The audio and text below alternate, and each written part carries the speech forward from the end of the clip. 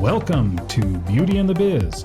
Discover how to grow your practice with effective cosmetic patient attraction, conversion, and retention advice from author, speaker, trainer, and cosmetic practice business and marketing coach, Catherine Maley, MBA. Hello and welcome to Beauty and the Biz, where we talk about the business and marketing side of plastic surgery. Now, this episode is about enjoying predictable revenues in your practice. And no, predictable revenues are not a pipe dream. Knowing you can count on revenues coming in consistently and reliably without the roller coaster revenues and sleepless nights is a goal that you should have. So how do you make that happen? Well, here's the answer, and I hope you hear this. Better patient experiences help you gain more predictable revenues because your patients like you and they love how you make them feel. Now, good patient experiences can drive a 1.3 times to 2.4 times increase in revenues per patient. So if a patient's average value to you is, let's say, $5,000, you can increase that from $6,500 to $12,000. Pretty exciting, right? And with that influx of revenues, you can decrease your patient acquisition and advertising costs by 3 to 10 times. So you make more and spend less in the process. Also, pricing comes into play. Now, here's an interesting statistic from scalable.com. 64% of people who have good customer experiences are willing to pay 18% more on average. Isn't that true? I know I've done that, and I'm sure you've paid extra because paying extra saved you time, money, hassle, and you felt good about your result as well as the experience. Now, the secret is to change your mindset, team, and processes to cater to those patients who care more about the relationship and experience they have with you than they care about saving money. Now, the patient experience also affects retention, which impacts your profit and valuation an average of 2.7 times. So if your revenues are $1 million per year, they could be $2.75 million a year if you would simply retain the patients who already know, like, and trust you. By the way, 40% of patients who leave and don't return is because of their poor patient experience with you. That's pretty significant. And then in terms of referrals, it can directly impact your revenues because good patient experiences have been shown to increase referrals by 9 times on average, whereas poor patient experiences tend to decrease referrals and revenues by about 16 times. That's huge. Now, there are very significant swings impacting the growth and health of your practice.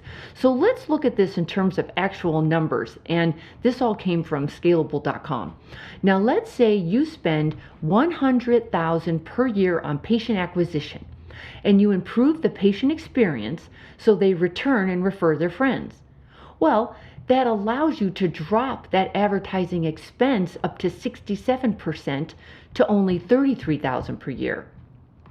That means you're going to decrease cost and you're going to increase profits directly because decreasing your patient acquisition cost helps your bottom line. You don't have that huge advertising expense anymore. That expense is going to go away by $67,000.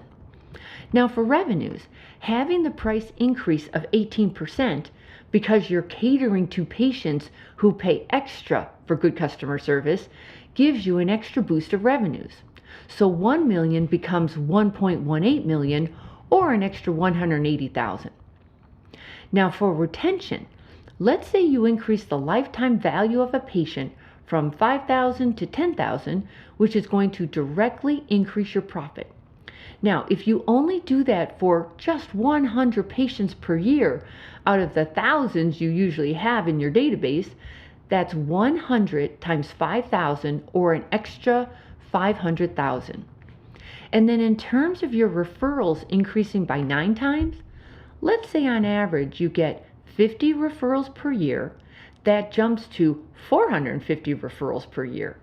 Even if a new referred patient is only worth $1,000 that first year, that's still an extra $450,000. So when you look at the total benefits of just upping the game on your patient experience, we're talking about significant revenue increases, because the annual cumulative effect of saving $67,000 in patient acquisition advertising costs, making an extra $180,000 by increasing your pricing, increasing your retention and average lifetime value of a patient is an extra $500,000, and the extra referrals are at least another $450,000. That's an extra $1.2 million per year. The point being, impact of something that seems as intangible as having a good patient experience can be very dramatic. So here's my recommendation.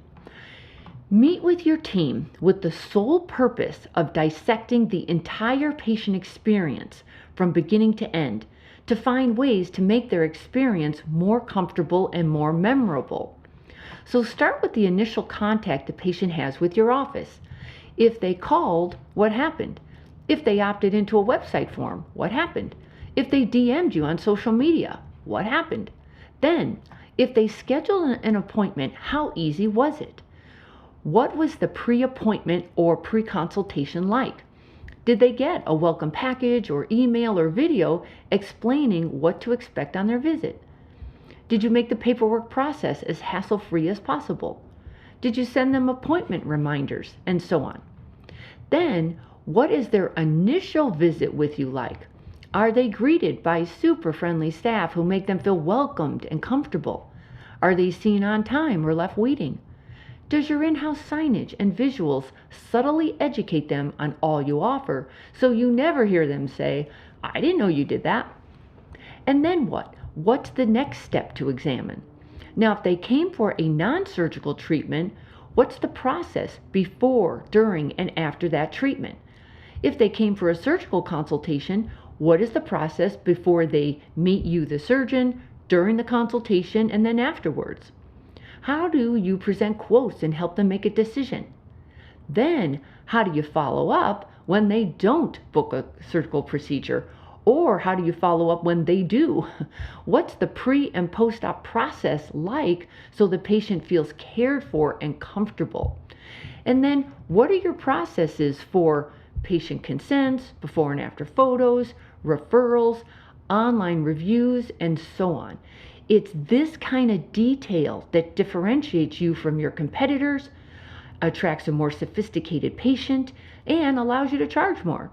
Now, if this makes sense to you, let's talk. We'll find and fill in the gaps costing you way too much in lost profits. Okay, I hope that was helpful. That wraps this episode up. If you would, please head over to iTunes and subscribe to Beauty in the Biz and leave me a review if you feel so inclined. And then, of course, if you've got any feedback or want to get a hold of me, just leave me a message on my website at catherinemaley.com, or feel free to DM me on Instagram at Catherine Maley MBA. Thanks so much, and we'll talk again soon. We hope you found valuable insight on this episode of Beauty in the Biz. For more episodes, tools, and Catherine's free book, visit www.catherinemaley.com. That's www.catherinemaley.com. And be sure to subscribe to get the latest practice building strategies delivered to you. And don't forget to share this Beauty in the Biz podcast with your staff and colleagues.